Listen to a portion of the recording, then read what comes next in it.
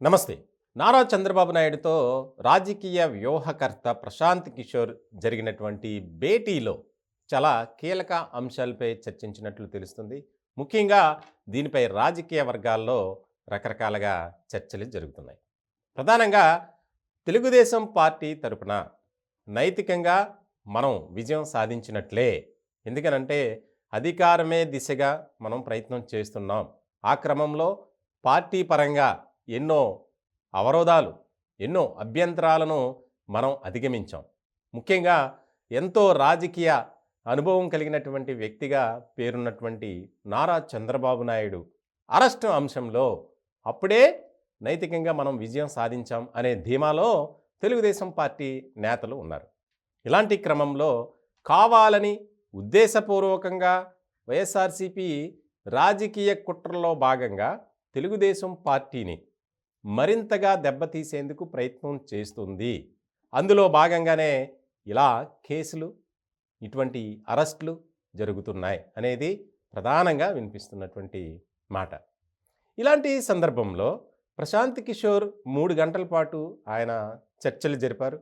ఈ చర్చల్లో చాలా ప్రాముఖ్యమైనటువంటి అంశాల మీద వారు మాట్లాడుకున్నారు. మొత్తానికి ఈ పరిణామంతో వైఎస్ఆర్సీపీలో ఒక అంతర్మదనం ప్రారంభమైంది. ఎందుకనంటే సాధారణంగా ఇప్పటికే వైఎస్ఆర్సీపీలో ఒక అనిశ్చితి ఏర్పడింది. దానికి ప్రధాన కారణం తెలుసు. గత కొద్ది రోజులుగా పార్టీలో జరుగుతున్నటువంటి మార్పులు, చేర్పులు, ముఖ్యంగా అప్పటికప్పుడు ఇన్ఛార్జీలను మారుస్తూ నిర్ణయం తీసుకోవటం, ముఖ్యంగా దాని మీద వైఎస్ఆర్సీపీలోనే ఒక రకమైనటువంటి వ్యతిరేకత, అసంతృప్తి వచ్చింది. మరి ఇలాంటి సందర్భంలో ఈ తాజా పరిణామం ఇంకా ఆ వైసీపీ నేతల్లో కృంగుపాటుని, నిరాశను, నిస్పృహను నింపిందనే చెప్పాలి. ఇప్పుడు ఇదే ప్రధానమైనటువంటి చర్చగా రాజకీయ వర్గాల్లో జరుగుతుంది. ఎందుకంటే తెలుగుదేశం పార్టీ ఫుల్ జోష్లో ముందుకు వెళ్తుంది. ఇప్పటికే యువగలం కార్యక్రమం ముగింపు ఉత్సవానికి ఎంతోమంది, వేలాది మంది కార్యకర్తలు, అభిమానులు వచ్చారు. దానికి తోడు తెలుగుదేశం పార్టీతో జనసేన జత కట్టింది. ఆ 2 పార్టీలు కలిసి ఎంతో చక్కగా ముందుకు వెళ్తున్నాయి. ఇలాంటి క్రమంలో వైఎస్ఆర్సీపీలో అసంతృప్తి, కొంతమంది డైరెక్ట్గా బహిరంగంగానే వ్యాఖ్యలు చేస్తున్నారు.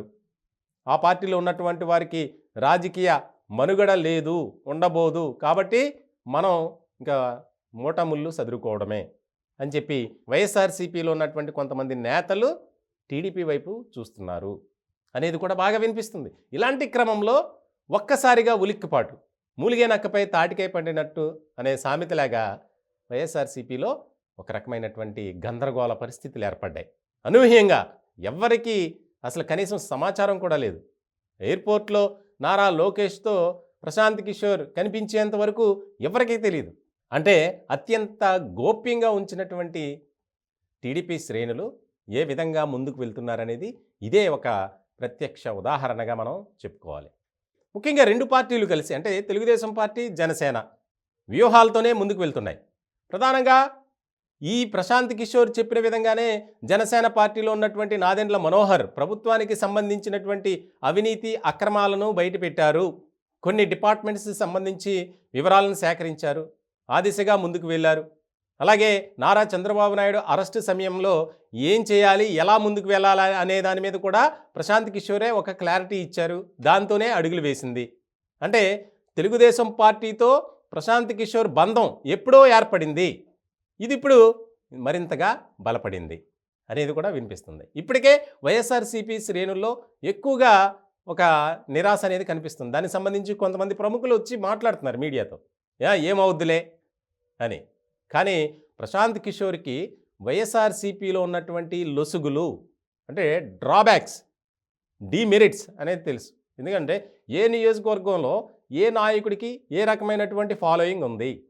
గతంలోనే ప్రశాంత్ కిషోర్ టీంలోనే కొంతమంది జగన్ వైపు ఉన్నారు. ఆయనతో పాటు కలిసి పనిచేసినటువంటి సందర్భంలో, ముఖ్యంగా రాజకీయ వ్యూహాల్లో భాగంగా వారు చెప్పారట, కష్టం సార్, ఇట్లా ఉంది, ఇట్లా ఉంది, ఇట్లా ఉందని. కానీ ఆయన పట్టించుకోలే. సో ఇలాంటి సందర్భంలో కంప్లీట్గా పీకే అండ్ టీమ్ అంతా అటు టర్న్ అయిపోయింది టీడీపీ వైపు.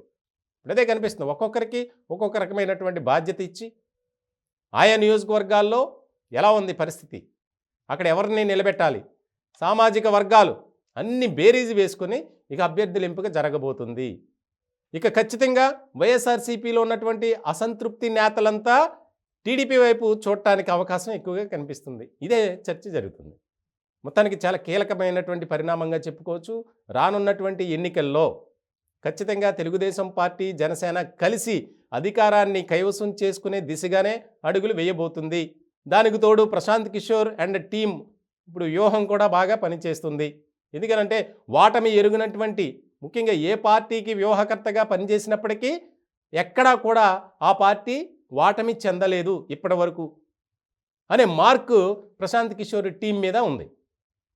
ఇలాంటి సందర్భంలో ఆయన మీద పెట్టినటువంటి బాధ్యత ఇప్పుడు చాలా ప్రాముఖ్యమైనది. అలాగే ఆయన సేవలను తెలుగుదేశం పార్టీ, జనసేన కలిసి వాడుకుంటున్నట్లుగా కూడా మనకి సమాచారం అందుతుంది. ఎందుకంటే రెండు పార్టీలు పొత్తులో ఉన్నాయి కాబట్టి ఈ విషయాన్ని ఆల్రెడీ హైదరాబాదులో పవన్ కళ్యాణ్తో చంద్రబాబు నాయుడు భేటీ అయిన తర్వాత ఈ అంశం కూడా చర్చకు వచ్చినట్లు, ఆయన సమ్మతితోనే ప్రశాంత్ కిషోర్తో ఈరోజు చర్చలు జరిగినట్లు కూడా మనకి ఒక క్లారిటీ అనేది వచ్చేసింది. ముఖ్యంగా ఎవరైతే రెండు పార్టీలు కలిసి అధికారంలోకి రావాలి, దానికి సంబంధించి మీరు ఏదైనా చేయండి అని చెప్పి. ఎందుకంటే ఒక రకంగా చెప్పాలంటే పవన్ కళ్యాణ్తో పోల్చుకుంటే నారా చంద్రబాబు నాయుడు గారు అనేక సంవత్సరాల రాజకీయ అనుభవం కలిగినటువంటి వ్యక్తి. ఇలాంటి నేపథ్యంలో ఇది చాలా కీలకమైనటువంటి అంశంగా మనం చెప్పుకోవాలి.